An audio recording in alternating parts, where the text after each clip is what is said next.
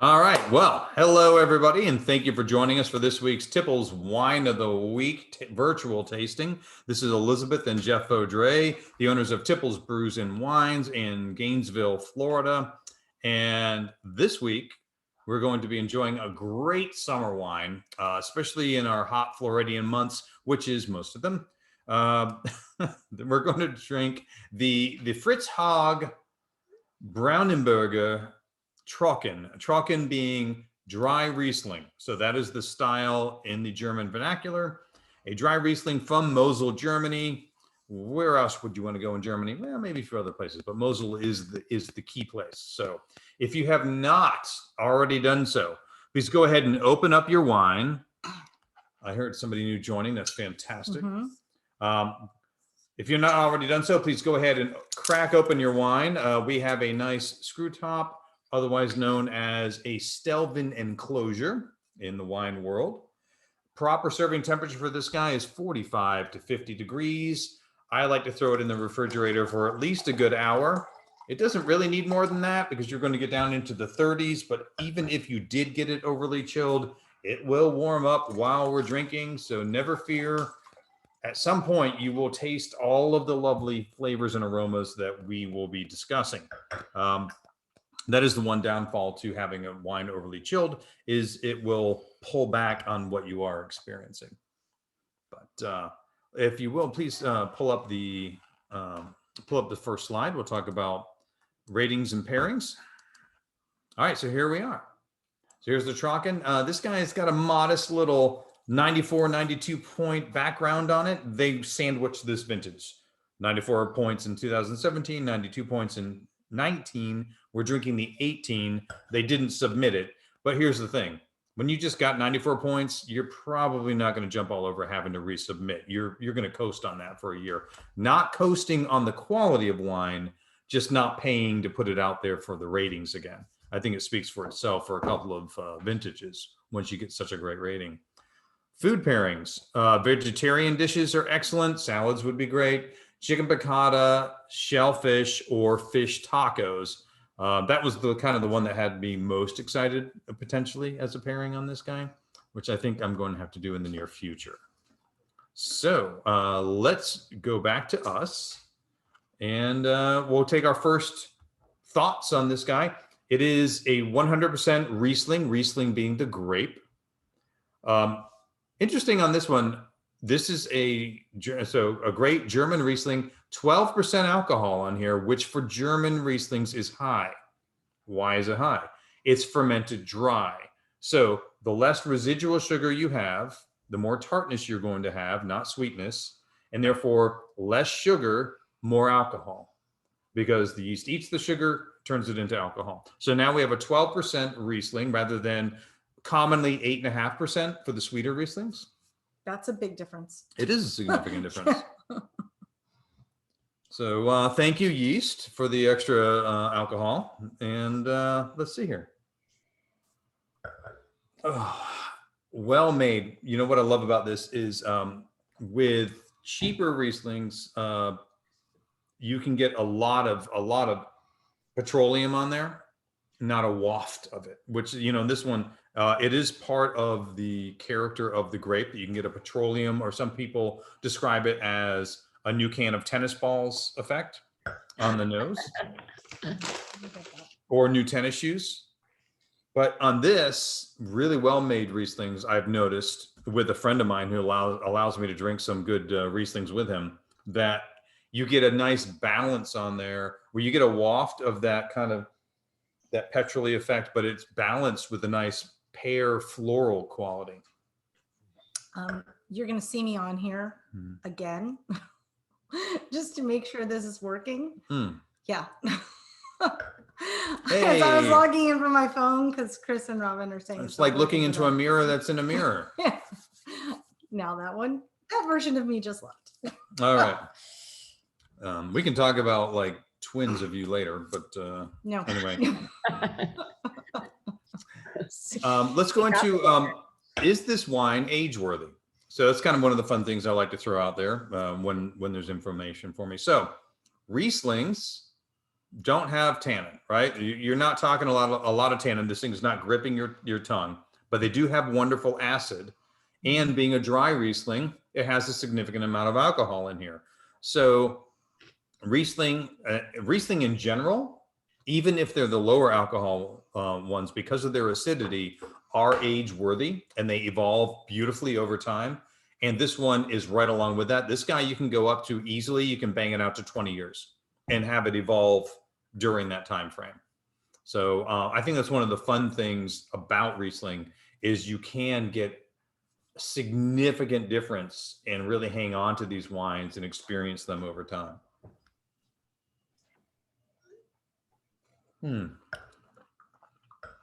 So Rieslings, commonly sweet. Many people think they're all sweet. This guy, a Trocken, definitely not sweet, right? We can all agree on this guy. This is a dry, tart, refreshing wine. Acidity on these guys, Riesling in general has high acid. This guy's got a high level of acidity. Though they do give a little bit of extra time hanging out in the barrel on the lees to mellow them a bit, because I would not say this is overly acidic. It's already very pleasant. Like it has a nice roundness, but a lot of freshness would be the way I would describe it. Because I've had wines with so much acidity that it almost feels like, I call it racy, where it's like little lightning bolts across the tongue. And I would say this guy is super fresh and zingy, but not, not where it's unpleasant or overwhelming. No, but it has that quality that I said, like, I don't know, a couple months ago, where it feels like it wants to be carbonated. Oh yeah. Yeah, I agree. And that's based on the acidity. It is lively. Oh, I like that description. Yeah. Can we go with lively? All right. Blake, what do you think? Fruit. Let's jump over to the slides. We'll talk about the Riesling grape and a little bit about what we can expect from the grape as we drink it. So the Riesling grape, different color levels from pale straw to deep yellow. I'd call this guy right in further toward the deep yellow than the pale straw, but not quite in that intense level. Not like on the screen that we're seeing. On the screen that we're seeing, right? I wouldn't give it a full deep yellow. Right. It's in between. Kind of depends on what your computer screen is giving you, but yeah, this looks more like like a pear juice. Yeah, and actually, honestly, I'd see them too. There's some bubbles on the side. Let's stop sharing. All right, this can happen, and I've had this before from some Slovenian Chardonnay. All right, on our bottle, there's a little bit of bubble on there. Anybody else getting that? You guys have that on yours? It won't necessarily be universal, but it's it may be. We're having some. Ours definitely. Yeah, and for me, it's not the whole way around in the glass, but it's some like parts of my glass. I guess it's the whole way around on yours. Right. So, well, there were Chris and Robin. Hooray! Snyder Smith. I mean, not Smith, Snyder, and then Dial Smiths. So anyway, so there is a little bit of CO2 buildup in here. So that would indicate that the fermentation was not fully halted when it was bottled. It created a little extra CO2 while being bottled. Would that be different if it had been a natural cork as opposed to a Stelvin enclosure? Would that change it because it's more breathable? No, not really. No, okay. It's all about whether the fermentation was fully halted or not. Okay.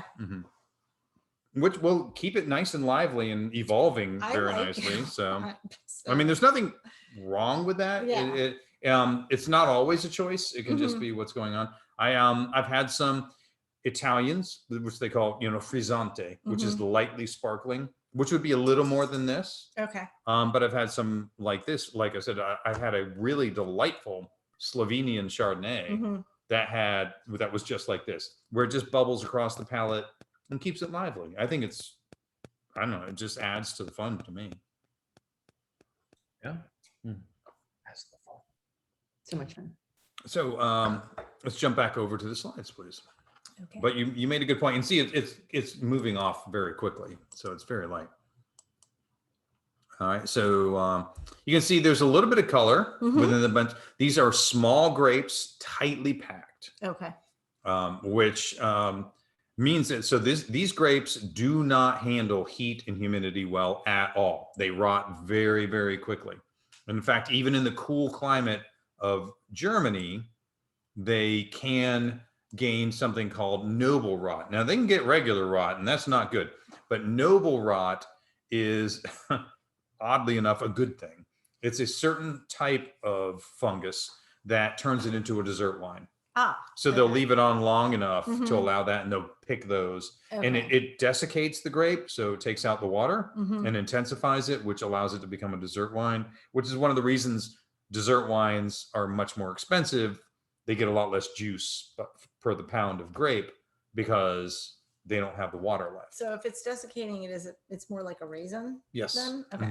But doing it in a very controlled way to provide beautiful flavors. Okay. It's a whole different discussion. We'll cover that in dessert wines sometime. So was that an accident that they just were like, hey, this can be a dessert wine? Hey, look, they can tell me it was not an accident all they want. It had to be an accident, right? Because I'm just thinking of like in the beer world, sours originally were a mistake, but now it's a whole like genre of beer. Yeah, originally it was an infection. Right. Yeah. Well, I mean, it's still an infection. Yeah, right? it's just just a on controlled purpose. infection, just like this is controlled fungus. Right. Exactly. Okay.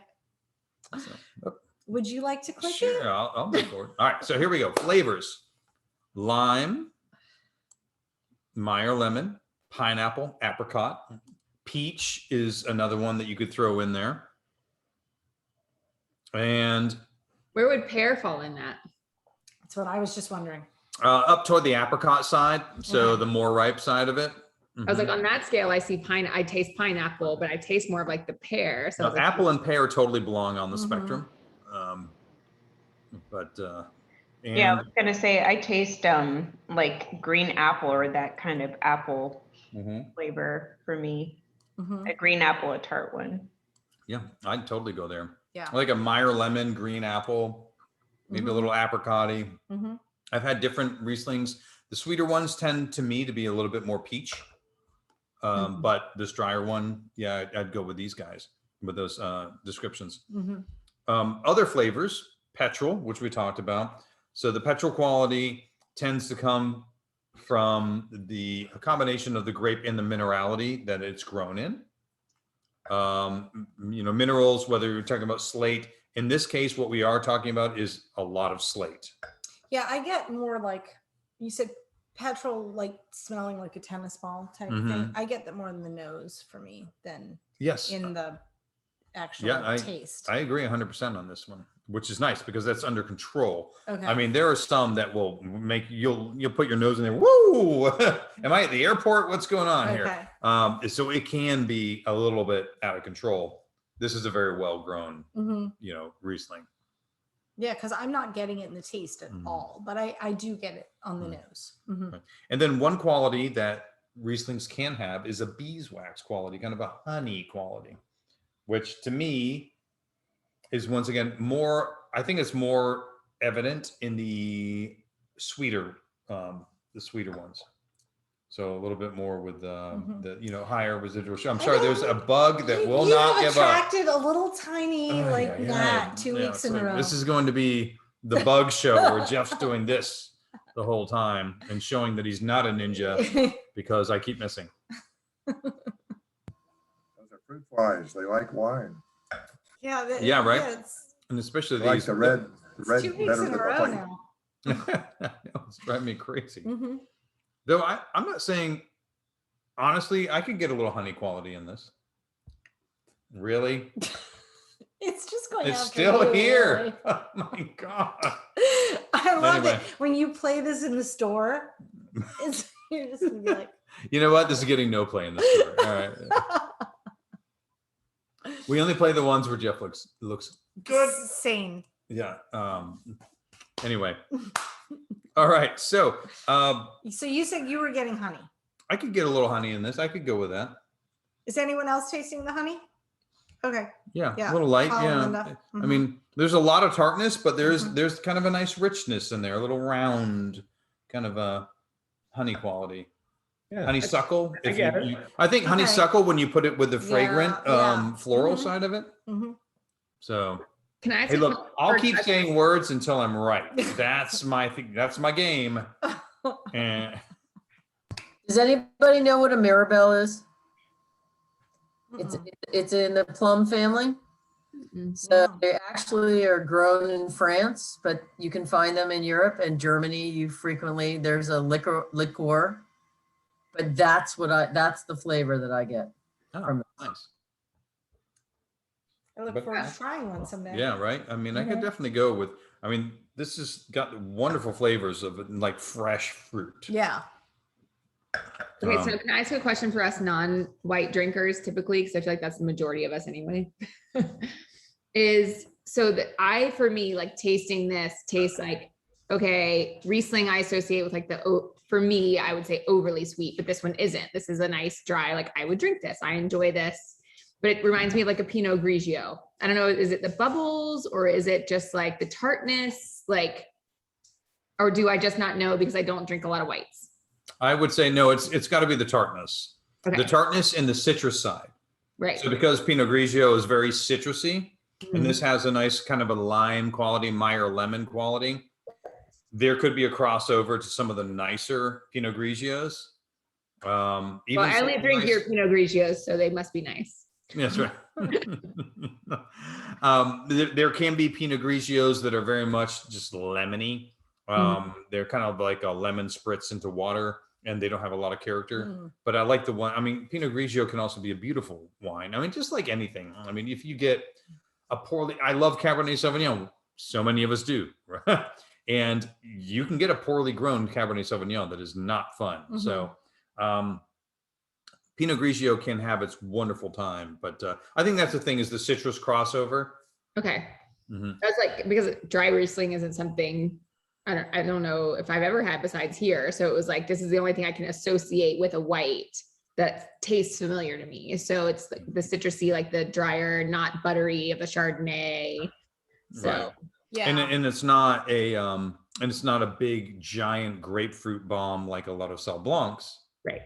So you're not getting a bunch of lemongrass and that type of thing, which once again, not a criticism. It's just a big difference. This guy, if you were to compare it to any kind of other wine, I would say it's closer to a Sancerre because Sancerre, which is Sauv Blanc, grown in one of, if not the most prestigious location in the world in France in the Loire Valley, is a little bit like Meyer lemon and tangerine. So it's closer to this than about anything else that I could think of. That sounds fun. Yeah, we haven't had one of those. We will have a Sancerre. Okay. And they're delicious. Yeah. I'll tell you afterward. So this is probably a silly thing. Is it just aesthetics, like the thinner bottle? Yes, it's style. Okay, Yeah, I didn't know if there was anything with the fermentation being like a smaller. Oh, right. No. Okay. Yeah, no, it's style. Okay. It's style. All right. So yeah, the bottle is just reminiscent of the German styles. Actually, had a Pinot Grigio today in that same bottle, the same style bottle. Okay. It tends. It's reminiscent of German. So do they tend to use the thinner bottles then? They do. Germans, Austrians, white wines from northern Italy. Okay. Can all kind of utilize that kind of style of bottle. Okay. Let's see. 108 calories per 5 ounce serving. Not bad. And only 0.6 of a carb per 5 ounce serving. There you go. So you can drink the bottle and be just fine. That's right. You know what? You know what? That was for you, Linda, because I got some additional information about the dietary part. There's some chat. I was like, not too bad. I was like, well, your typical white is probably about 125 for every 5 ounce pour. Your reds will be closer to 150. So, but yeah, most are. Is 5 ounce pour a serving? I thought 6 ounce pour. I know. Well, and at Tipple's, 8 ounce pour is a serving. So because we're not stingy, but which is what we love. Yeah, well, here we go. But yeah, it is interesting. I mean, that was the information that was there, and I figured we can, if anyone really cares, you guys can calculate that out. But at Tipple's, we pour an 8-ounce pour, which I have a lot of wine reps say, "You do what?" It's like, well, we want people to be happy. Sure. We like our guests. Thank you to the Tuckers for validating my question. Well, you know what? The Tuckers are helpful. They're very nice people. All right. So let's move on to the next one. All right. So in Germany, let's look at Riesling's dominance, right? So Riesling is the queen of grapes in Germany. 100%. Look at that. Wow. Yeah. I mean, it's, you look at it and it's just, it destroys it. And look, there's a little bit of Kerner. We drink one of those. You see it over there, that little pink one? So you see how Chardonnay just say pink? It's green. No. The Kerner? Oh, the Kerner is green. I was looking at the Dornfelder. The Dornfelder is pink. Sorry. That's on me. Look, I know how to read a graph. That's right. So let's just say Riesling dominates. All right. Quite. Right. What's cool about Riesling? It's got to be about 67%. Riesling is very, very flexible and just works really well in Germany. Riesling can be fermented sweet to dry and everything in between. Riesling can be sparkling to flat, or flat to sparkling probably makes more sense. So it's incredibly flexible. I mean, at the store, we have sweet Rieslings, 3 different levels of sweet. We have dry Riesling. We have sparkling Riesling. We have sparkling sweet and sparkling dry Riesling. There's a lot of Riesling going on, and it's a great grape. At the store, we have representations of everything they have, like in Germany, like they have all those different levels and more in Germany, or is that pretty much like what they have? I'm pretty sure we've got pretty all of them. Okay. Yeah. So Auslese, Spotlese, any kind of Riesling you want. Yeah. Cabernet, Trocken. Does it? Sekt, which is their word for sparkling, Sekt, S-E-K-T. KT. Yes. So, is this also a representation of like how well it grows there? Or is it just because it offers so many different varieties of how you can present it? It's based on, I think a lot of it is based on tradition. And I will tell you right now that Chardonnay, Sauvignon Blanc, and Pinot Noir are some of the fastest growing grapes in Germany now. So you're going to see this changing. It's going to be changing because of climate change. Okay. And there are going to be a lot more sparklings coming out of there. And you're going to see the traditional Chardonnay-based, Chardonnay and Pinot Noir-based sparkling coming out of Germany. Oh. So you're going to see, champagne-styled brutes out of Germany coming up. Things are changing. And you said sparkling Pinot Noir? Well, a brut, a champagne brut is Pinot Noir and Chardonnay. Oh, okay. Yeah. It's just got a very limited amount of time on the skin, so it doesn't pick up the color. Okay. All right. So, anyway. All right. I like this new slide. Yeah, question. Cool. Yes. Don't the Germans do everything a little different as far as rating the grapes before fermentation instead of afterwards? Don't they look at the sugar contents right out of the fields and then they decide which is which instead of? Oh, absolutely. Yeah. So they'll look at, and actually they're not the only ones that do that. There are some people that look at it for sugar content when they're tasting those grapes and measuring the grapes. And some people are looking at for acid content. It depends. It's funny because it depends on your climate. So the Germans are looking to get enough sugar, right? And in California, they're preventing too much sugar because they're much warmer growth. And so it depends on what your challenge is and what your goal is.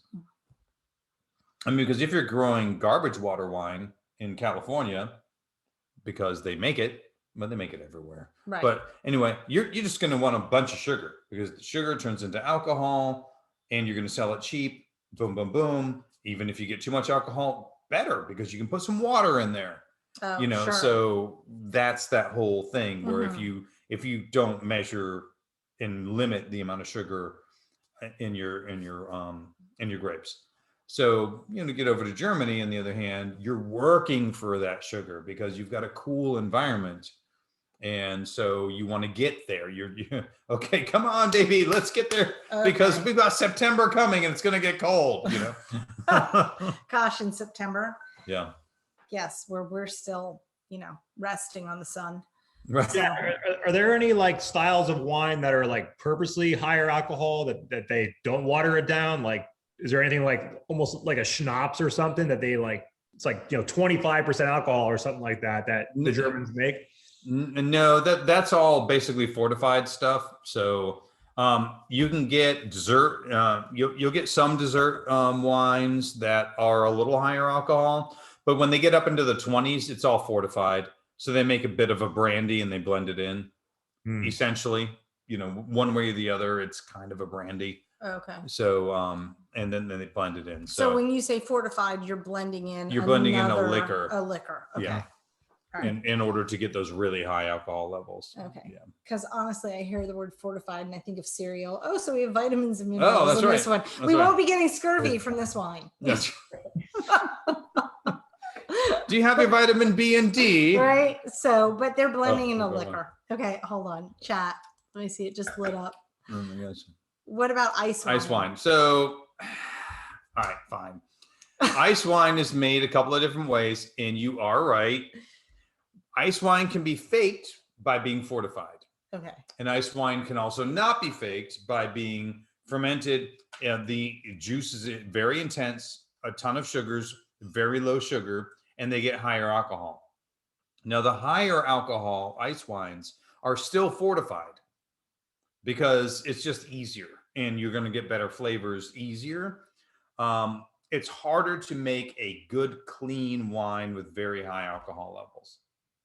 So yes and yes, where it is yes, it's no, it's yes with the ice wine. Because ice wine is also made several different ways. And that's one of the reasons I kind of dropped off the dessert wines because it's a whole different discussion. Some ice wine traditionally frozen on the vines. Oh. And then they pick it frozen and then crush it and then go from there. You can cheat now, right? Because, when ice wine was created, there weren't freezers, especially large freezers. Now there are. So now you can cheat and you can just wait for a late harvest grape with lots of sugar, freeze it, and you'll make something that tastes basically the same. But it costs less. So there's a whole discussion about when you get to ice wine about origin and fortification and not fortification. It's all over the place. So good point. I did leave it out on purpose, but I'm glad you know about it. Do we carry ice wine? Yeah, we have a couple. Are we going to have one of those one week? Yeah, at some point, because I have not done dessert wines with you guys, we'll have to jump into that.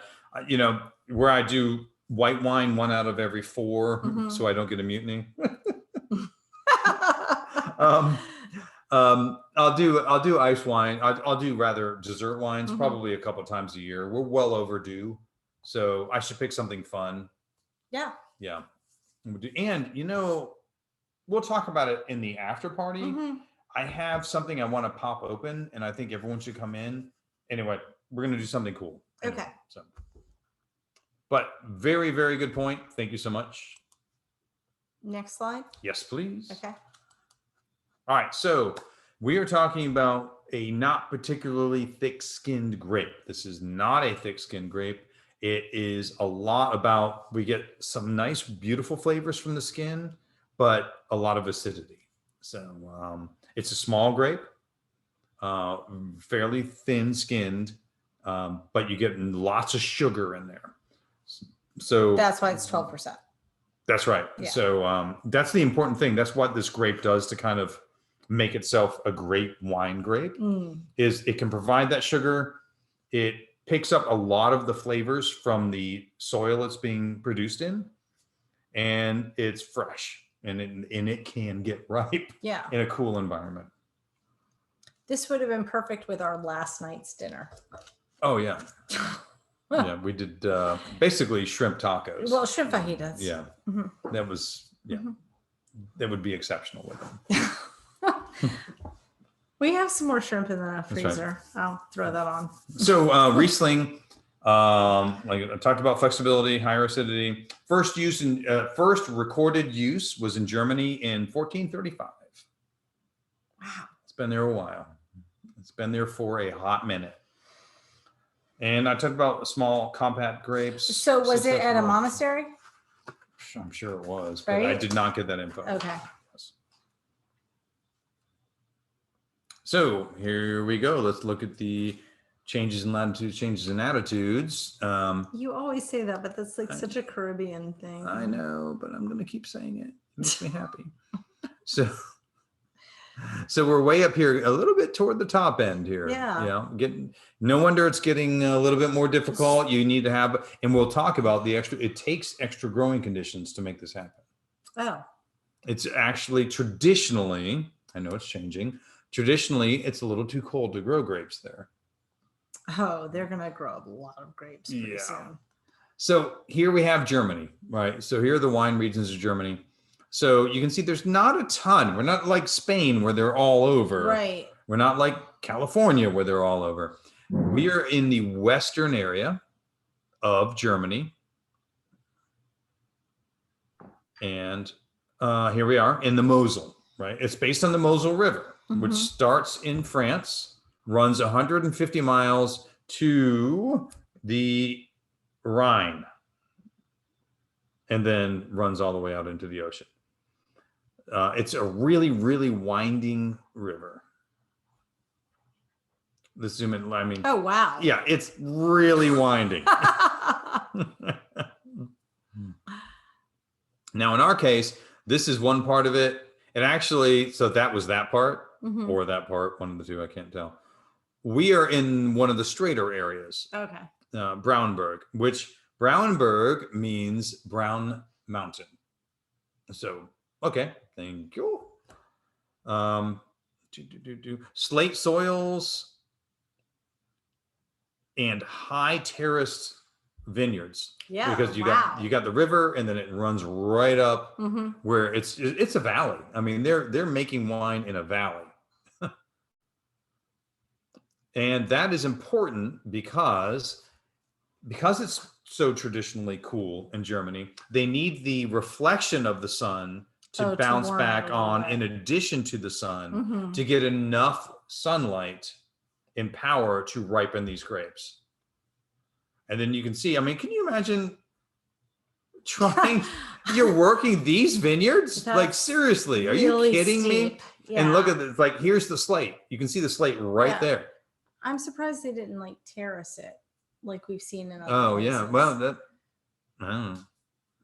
There's got to be a really good reason they're German. I mean, yeah, probably. Right. They certainly have the engineers to They can totally figure that out, right? Yeah. So look at here they are. They're harvesting. Pretty steep grade there. Yes. I mean, I'm pretty sure Harriet was hiking right down there. I mean, that looks like 45 degrees. Yeah. Yeah, it's some of them are worse than that. Really? You should see the guy on the tractor vehicle that they let go down there to trim the bushes between the rows. It's the carnival every trip. Catch it to a big truck like that and he just dive bombs off the edge. It's unbelievable. I'm looking at pictures on my phone right now. Oh my gosh. Look at that. Wow. That's amazing. Yeah. It's so cool. All right, so here's a little picture. There's the slate. Yeah. I mean, it's, is it, does it drain? Well, it's a pile of rocks. So yeah. Is it high minerality? It's a pile of rocks. Yeah. Yeah. That's, anyway. All right, so here we are. Wait, let me ask you a question. If you go back to the other one, it is a pile of rocks. Yes. Obviously. So do they have problems with holding moisture at all? I mean, No. Okay. They don't. Okay. They though they do get occasional runoff. Like this vintage, one of the things that happened was they had, which is it's as a Floridian, it's kind of funny. They had 2 days of torrential rain. I'm not laughing at you. Nothing like the monsoon season. Right. But they had 2 days of torrential rain and it began to wash away the vineyard. Oh, yeah. geez, So it really did cause them a lot of trouble. Yeah. So, I mean, people have very different environments than we do in Right. Florida. There's a Yeah. reason there's no wine here, no good wine. Yeah, exactly. They say the slate holds the heat and keeps the grapes warm over the winter months as well. Correct, sir. Yes. So you've got the reflection of the light from the river, and then the slate is super important, not just for the minerality and the fact that it drains quickly, but because it retains the sun, the heat from the sun very easily because it's a dark rock, and it warms the grapes to protect the roots. Okay. With the very, very cold winters. Sure. There's another word we're seeing there. I don't know if you noticed on that map where they showed the cities. There was Wählener, Zonnener, and Brandenburger Zonneners. Zonnener, yeah, that's a sundial. And on the side of the mountains, they'll put a sundial. And that's why they added to the name. I didn't know that for the first 10 years I went, but that's what it means. Nice. Yeah. Well, I didn't know Berg meant mountain. I'm like, oh, iceberg. That makes sense now. Right? Yeah. Good point. The Ufer Winery is apparently one of the hottest on the river. And a lot of people are turning to reds instead of whites in the Ufer vineyards. Yeah. Oh, yeah. We're going to see a lot more red being produced in Germany. It's going to be fascinating. And I've had some beautiful, beautiful Pinot Noir. I'm trying to hunt down the one that I really love because it changed distributors and it's been a whole thing. But I'll get that one or I will taste a new one, but we will drink Pinot Noir from Germany because it's exceptionally good. Sounds great. Yeah. So here we go. Harvest, slate. All right. So this is Fritz Haag Winery. So these are their actual vines. Right along the highway there, terraced, just like the others. It dates back to 1605. Wow. So it dates back so far that Brandenburger, which I said was, the Brown Mountain, was not the original name of the city. Like, it was a different name. I don't have that name, but don't worry about it. Anyway, slate soil, brown in color, which is what it gets its name from, run by a father and son team. Here we go. Has it been in their family since then, or it's just the winery's been running? The winery's been running with these gentlemen here. Wilhelm with these gentlemen Oliver. Since 1605? Yes. Yeah, no. They look really good. They've been growing grapes there since 1605. But it's passed the Fritz through Haag, different- yeah. So here we have Wilhelm and Oliver. Wilhelm was labeled as one of the best winemakers in Germany years ago in a German publication. So like, okay, great, but I will do something that's a little more international, which was in 2019. They were the winery of the year. They were top 100 winery of the year from Wine and Spirits magazine. Oh wow! And so that's with them working together. Do you know who is who? Yes, Oliver is the younger gentleman. Okay. Wilhelm is the older. Okay. He's the father. He's the father. Yep.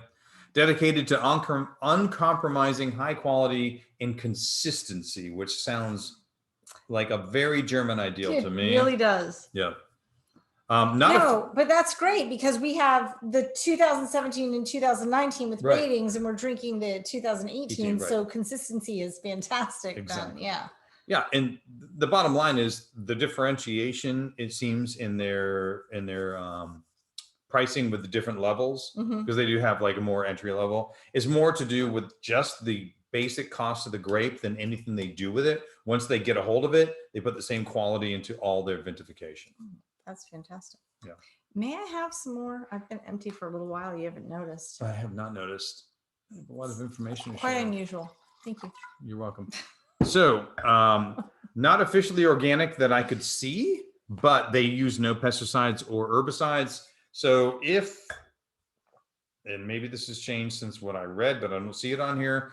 If they're not officially organic, it's only because they haven't taken the time to apply and pay and all well, and didn't we say, and I don't know if it's the same in every country, but to be certified organic, like you have to stop production for a year, like stop making money from your wine for a year. That's it's a tall order. A hard thing for most people. Exactly.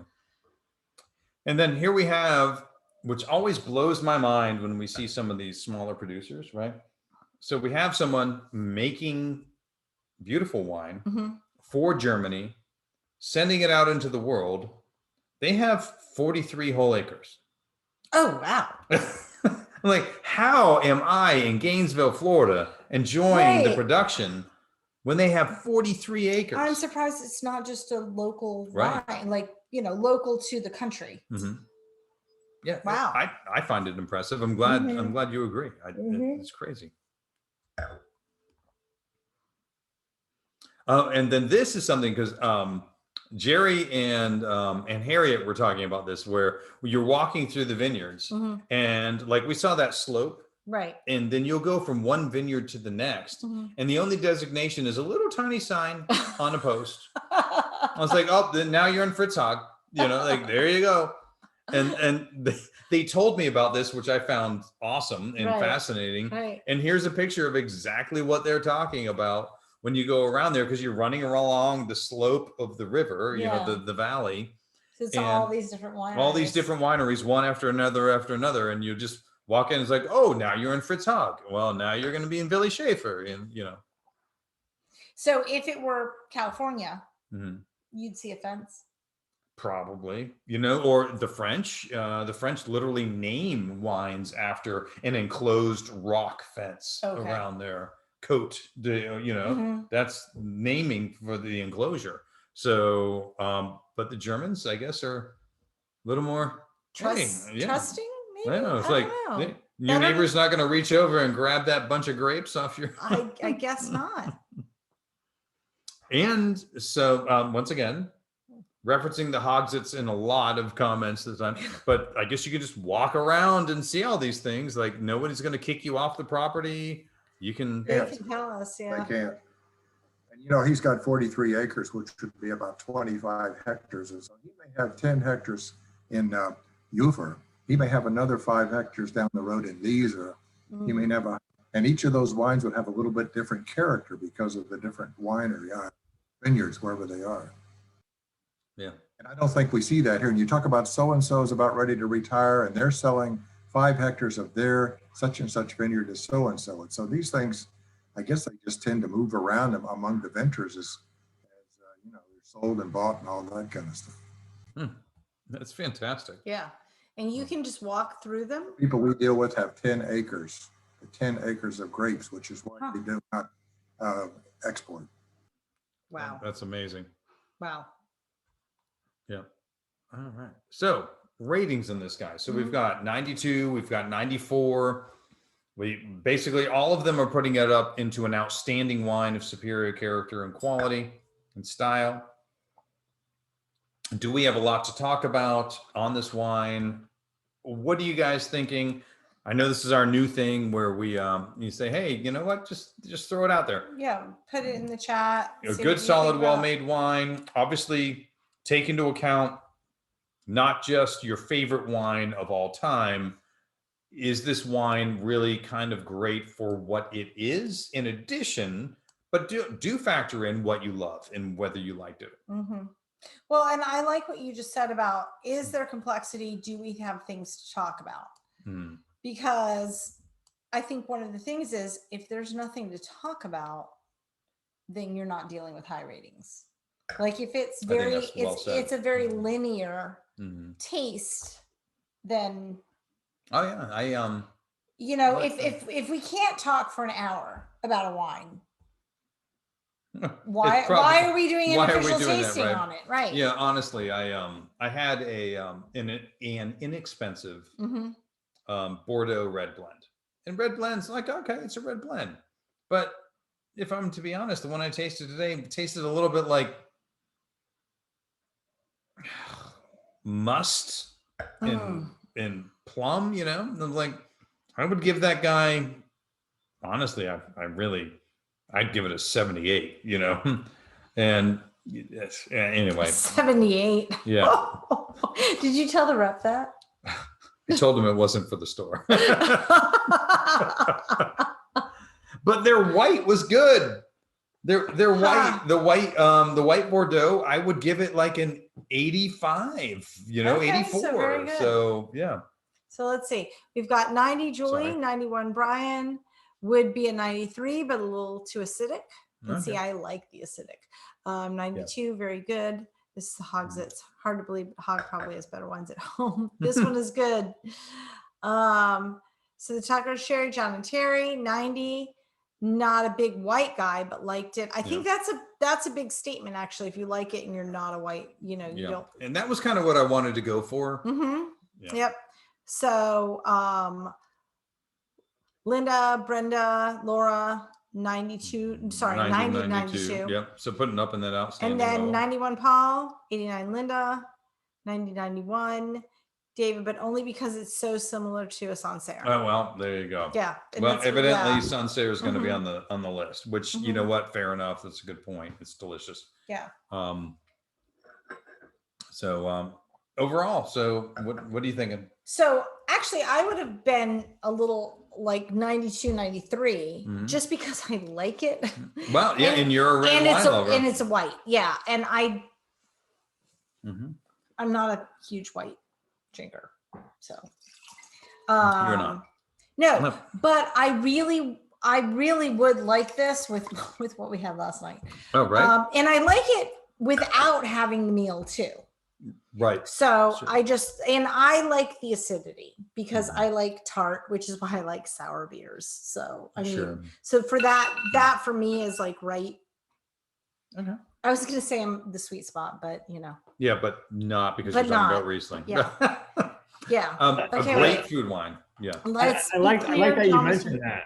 Oh, sorry. Wait, I don't know if you guys saw the chat. That's really funny. Let's be clear. John was talking about the wine because he is a big white guy. I honestly thought about making that joke and decided to wait till later, but yes. That's funny. Yes.